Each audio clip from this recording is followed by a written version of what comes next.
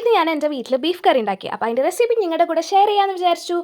നന്നായിട്ട് വൃത്തിയായി കഴുകി വെച്ച ബീഫിലേക്ക് മഞ്ഞൾപ്പൊടി, മുളക് പൊടി, മല്ലിപ്പൊടി, ഉപ്പുപൊടി, മീറ്റ് മസാല ഇട്ടിട്ട് നന്നായിട്ട് മാരിനേറ്റ് ചെയ്ത് വയ്ക്കുക. എനിക്കിതിൻ്റെ അളവൊന്നും പറയാനറിയില്ല, ഞാൻ അതൊക്കെ ഒരു കൈക്കണക്കിന് അങ്ങോട്ട് ഇട്ടു. ദെൻ ഇത് നന്നായിട്ട് റെസ്റ്റ് ചെയ്യണം ഫോർ ഹാഫ് ആൻ അവർ. അത് കഴിഞ്ഞതിന് ശേഷം കുക്കറിൽ 3 വിസിൽ വയ്ക്കുക കേട്ടോ. 3 വിസിലിൽ വേവിക്കുക. ഒരു വെള്ളമോ എണ്ണയോ ഒന്നും ഒഴിക്കുന്നില്ല, കാരണം ബീഫിലെ നെയ്യിൽ നിന്ന് നമുക്ക് ഓയിൽ പ്രൊഡ്യൂസ് ചെയ്യും ആൻഡ് ഓൾറെഡി അതിൽ നിന്ന് വെള്ളം വരും. സോ വെള്ളം ഒന്നും ഇടുന്നില്ല, 3 വിസിൽ വയ്ക്കുക കേട്ടോ. ദെൻ ഒരു ചട്ടി വയ്ക്കുക, അതിലേക്ക് വെളിച്ചെണ്ണ, പട്ട, ഗ്രാമ്പൂ, ദെൻ ഒരു ഏലക്കായ ജസ്റ്റ് ഫോർ ദി ഫ്ലേവർ.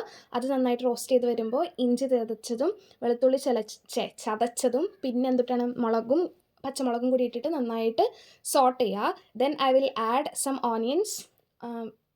ഉള്ളി ഇട്ടിട്ട് നന്നായിട്ട് ഒരു പിങ്ക് കളറില്ലേ, ആ കളർ വരുന്ന വരെ വഴച്ചിക്കൊണ്ടേ ഇരിക്കുക. മീൻ വൈൽ നമ്മുടെ ബീഫ് വെന്ത് കാണും.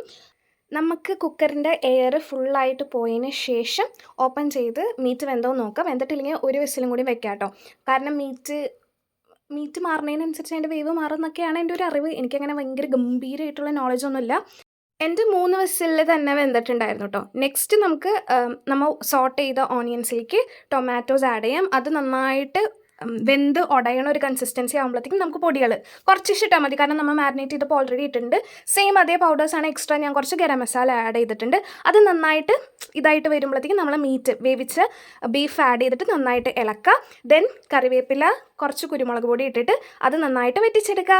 നമ്മുടെ ബീഫ് കറി റെഡിയായി. ഇതാരും ട്രൈ ചെയ്ത് നോക്കണ്ട, യൂഷ്വലി എല്ലായിടത്തും ഉണ്ടാക്കുന്ന ഒരു സ്റ്റൈൽ തന്നെയാണ്. എന്നാലും ഞാൻ ജസ്റ്റ് എൻ്റെ ക്യൂരിയോസിറ്റിക്ക് ഷെയർ ചെയ്തെന്നുള്ളൂ. നല്ല ചൂട് പൊറോട്ടയും അല്ലെങ്കിൽ ചപ്പാത്തിയുടെ കൂടെയൊക്കെ കിടിലനായിരിക്കും. ബട്ട് ഞാൻ ഉച്ചയ്ക്ക് ഉണ്ടാക്കിയോണ്ട് ചോറിൻ്റെ കൂടെയാട്ടോ കഴിച്ചത്. നമുക്ക് രാത്രി ചപ്പാത്തിയുടെ കൂടെ കഴിക്കാമല്ലോ. ആൻഡ് ഒരു ഇച്ചിരി ഉപ്പ് കൂടുതലായിരുന്നു, അപ്പോൾ അതൊക്കെ നോക്കിയിട്ട് നിങ്ങൾ ഉണ്ടാക്കുക. അപ്പോൾ ടാറ്റാ. ബൈ ദ ബൈ, സബ്സ്ക്രൈബ് ചെയ്യാൻ മറക്കണ്ട.